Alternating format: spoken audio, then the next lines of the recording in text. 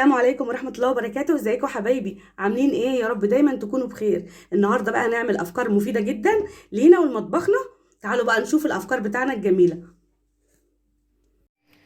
بكرتونة البيض ديت اللي احنا بنتخلص منها دلوقتي بقى ايه هنستغلها، طبعا تبقى الايه حاجة مفيدة جدا.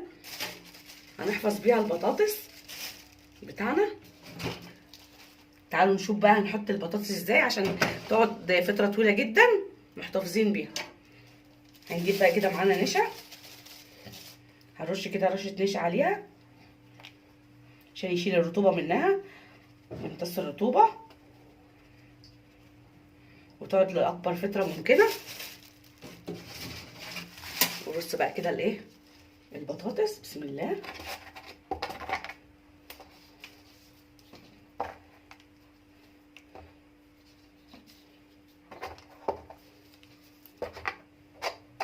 نحاول ايه نعدلها كده في الاتجاه اللي هي ايه تبقى مكان الاماكن بتاعه البيض، وتاخد معانا بالاكتر من 2 كيلو كمان.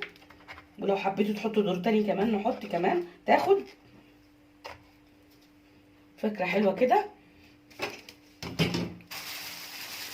ورش كمان على البطاطس برضو ايه رشه من النشا، وبكده البطاطس هتقعد معانا لفتره طويله جدا من غير ما تخسر مننا. هي بقى اول فكره التانية يا حبايبي الشماعه. لو عندك شماعه مكسوره زي دي كده من هنا كده، طبعا ما نرميهاش، هنستفاد منها، هنعمل منها حاجه مفيده جدا.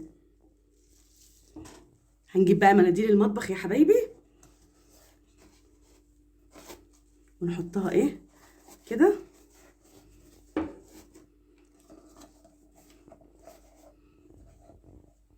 شايفين؟ استفدنا منها اهوت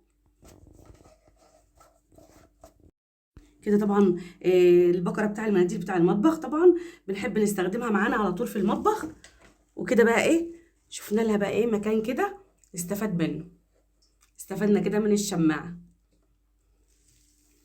الفكره بقى التالتة بازازه الحاجه الساقعه، هنعمل بقى بيها ايه؟ تعالوا بقى نشوف. هنعمل بقى حاجه، هنقص الجزء ده كده، هنحتاج بس الجزء ده بس العلم كده من عند الايه الغطا.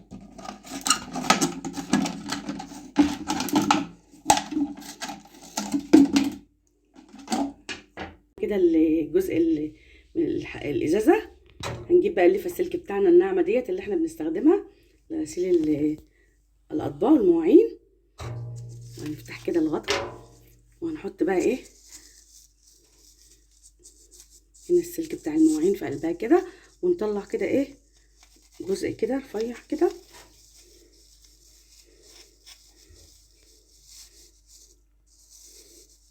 منها، عشان بحيث اما نيجي نغطي الغطا تبقى ماسكه في قلب الايه الجزء اللي احنا قاصينه ده.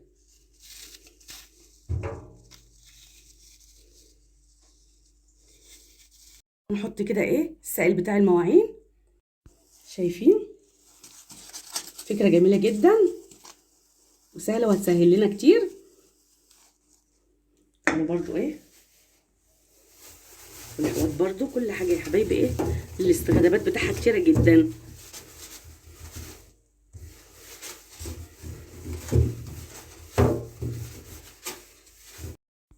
الفكره الرابعه يا حبايبي بالغطا اللي هو بتاع سائل المواعين اللي هو الجاهز، هنعمل منه الفكره ديت. طبعا غسلناه كويس، مغسول كويس ونضفناه. هنجيب بقى ازازه الزيت طبعا الغطا بتاعها مش عملي، ودايما بتخلص بسرعه مننا طبعا عشان عارفين الاسعار، فلازم بقى نحد من ايه ونوفر من استهلاكنا. هنركبه بقى فيها، ركبناه كده يا حبايبي خلاص. نستخدمه بقى الطاسه كده كده، نستخدم منه بقى يبقى ايه الكميه بتاعنا تبقى على قد ايه ما احنا عاوزين، كميات بسيطه. فكره جميله جدا ونوفر طبعا في الزيت بتاعنا. يا رب الافكار دي تعجبكم يا حبايبي، كلها حاجات بسيطه ومن البيت وحاجات مفيده جدا نستفاد منها. بشكر كل اللي بيدعموني وبيتابعوني يا حبايبي، ربنا يفرح قلوبكم يا رب. اشتركوا بقى في القناة وفعلوا الجرس واعملوا لايك للفيديو فضلا وليس امرا، والسلام عليكم ورحمة الله وبركاته.